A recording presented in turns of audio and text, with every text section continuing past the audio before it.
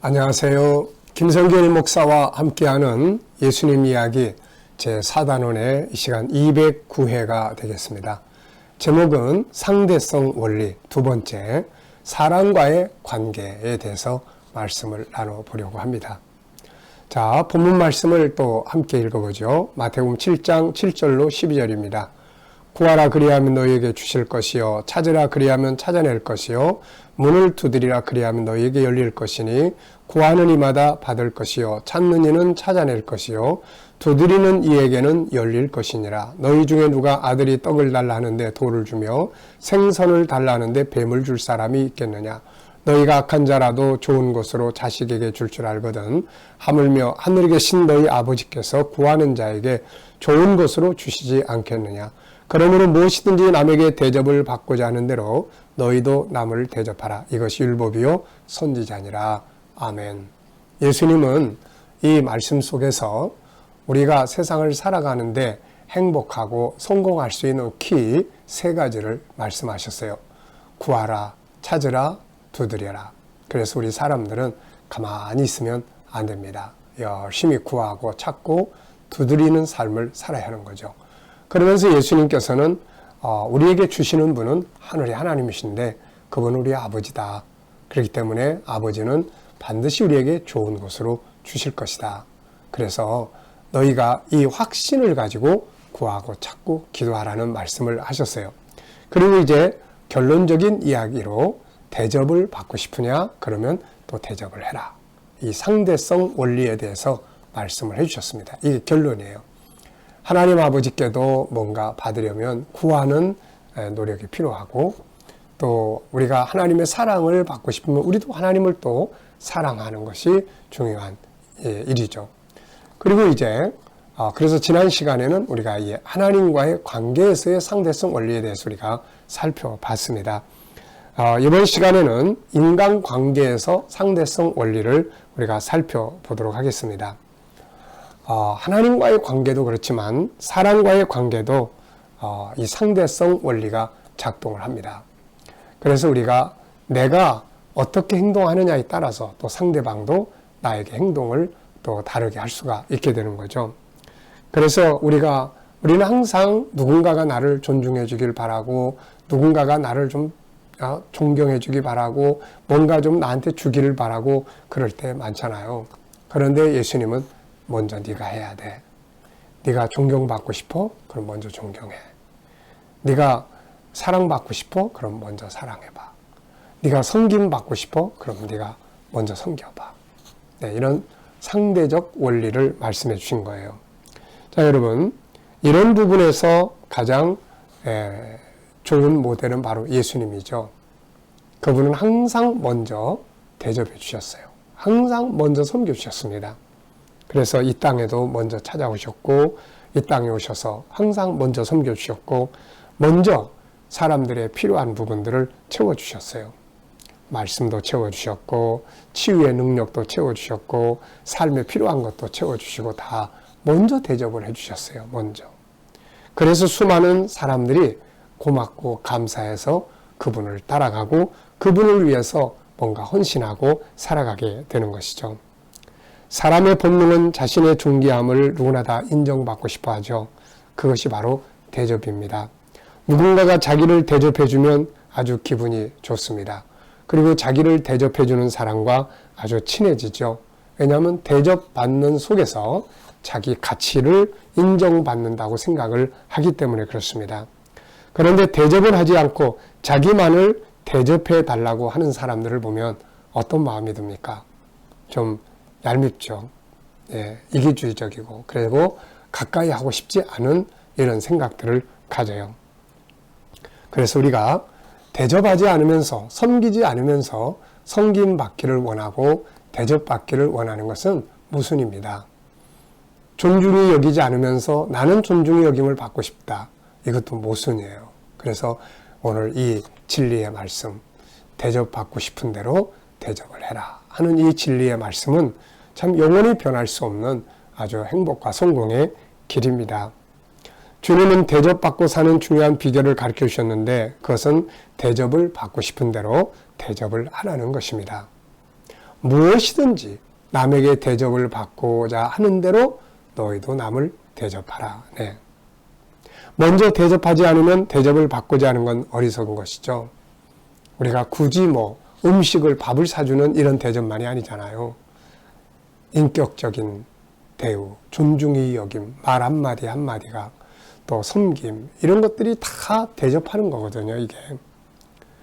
대접과 섬김은 축복의 비결이에요, 이게.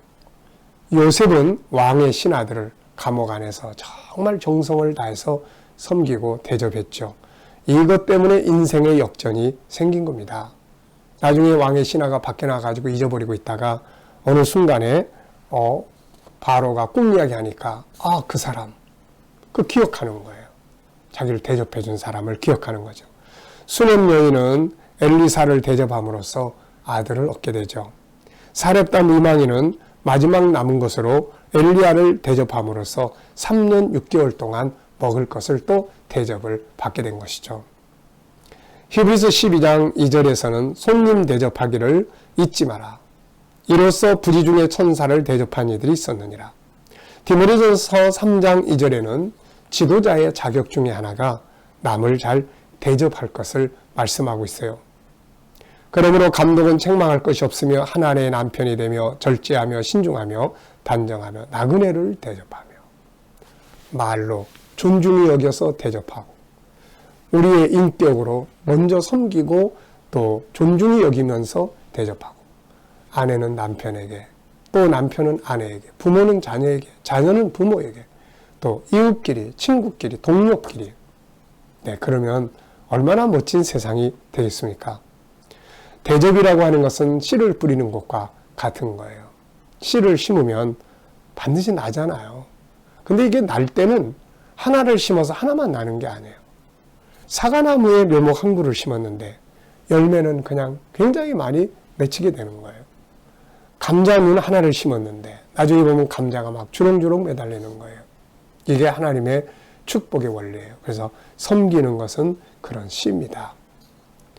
자, 제가 우리 집사람하고 이제 테크노마트에 갔었던 일이 있었습니다.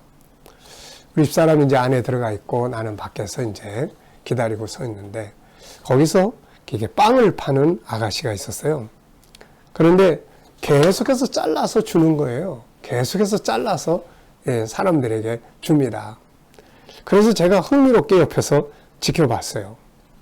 과연 먹고 간 사람들 중에 몇 사람이 사가지고 갈까? 그런데 제가 보는 도중에는 아무도 사가는 사람이 없었어요. 그런데 이 직원은 계속 빵을 잘라서 나눠줍니다. 그래서 제가 궁금해서 물었어요. 아니, 이렇게 맛배기만 계속 주면 손해보지 않나요? 그랬더니 이 아가씨가 이렇게 대답해요. 아니에요. 먹고 가신 분들은 지금 안 사도 반드시 다시 오십니다. 제가 그 이야기를 듣고 참 놀라운 생각을 하게 됐어요. 아, 그렇구나. 맛배기 하나라도 먹어본 사람은 다시 오는 동기가 될 수가 있겠구나. 이게 인간의 본능이에요. 물론 제외된 사람들도 있지만 대체적으로 사람은 그런 특성을 가지고 있습니다. 지금의 서비스는 언젠가 반드시 다시 내게로 돌아온다는 것. 네. 우리 장로님들하고 어느 날 기도원을 같이 갔다가 오다가 식사를 하게 됐습니다. 식당에 들어가서 이야기를 나누면서 식사를 하고 있는데 거의 끝날 무렵에 누군가가 옆에 와서 파인애플을 잘라서 주는 거예요. 그래서 우리는 식당에서 서비스하는 줄 알았습니다. 그런데 알고 보니까 파인애플을 파는 분이었어요. 그래서 파인애플 맛보라고 잘라줬는데 우리는 그 서비스인 줄 알고 먹었는데 그 다음에 어떻게 했을 것 같습니까? 샀죠. 먹고만 그냥 두기가 미안하잖아요. 이것이 주님의 오늘 말씀의 원리예요. 대접하면 대접을 받는 거예요. 네. 그게 언어가 됐든 인격이 됐든 삶이 됐든 무엇이든지요. 농부의 원리가 그거 아니겠습니까? 농부들은 자신들의 가진 것들을 아낌없이 땅에 쏟아부어요. 그들은 그들의 가진 것을 먼저 적극적으로 땅에다가 대접을 합니다. 그러면 땅과 식물은 그들에게 풍성한 열매를 제공하는 것이죠. 갈라디아서 6장 우리가 7절, 8절 이런 말씀들을 쭉 읽다 보면은 이런 말씀을 하셨어요. 심은 대로 거두게 된다. 여러분, 먼저 심지 않으면 거둘 수가 없는 것이죠. 그런데 심을 때는 하나를 심었는데 30배, 60배, 100배의 결실을 거둬요. 존중 여김을 받고 싶으면 먼저 존중해보고, 대접을 받고 싶으면 먼저 대접해보고, 섬김을 받고 싶으면 먼저 섬겨보는 거죠. 우리가 여기서 기억해야 될 것, 섬겨야 될 대상은 하나는 첫째는 나고 또 하나는 다른 사람이에요. 자신을 인정하고 존중하고 지지하고 공감하며 자기를 개발하고 발전시켜주는 것은 자기에 대해서 최고의 대접이죠. 이것을 통해서 자기 자신이 아름다운 삶을 얻게 됩니다. 그리고 다른 사람들에 대한 존중, 섬김, 대접, 지지, 공감은 좋은 관계를 가져오고 나의 삶을 평안하게 만들고 행복하게 만들게 되는 겁니다. 오늘 12절 말씀, 그러므로 무엇이든지 남에게 대접을 받고자 하는 대로 너희도 남을 대접하라. 이것이 율법이요 선지자니라. 다른 사람이 먼저 하기를 기다리지 마시고 내가 먼저 해보시기 바랍니다. 로마서 12장 10절에는 형제를 사랑하며 서로 우애하고 존경하기를 서로 먼저 하라고 말씀하고 있습니다. 때로는 내가 존중하고 섬겨도 상대방 꿈쩍도 안 할 때도 물론 있죠. 이때 배신감을 느낄 수도 있지만 신경 쓸 필요 없습니다. 말씀은 진리예요.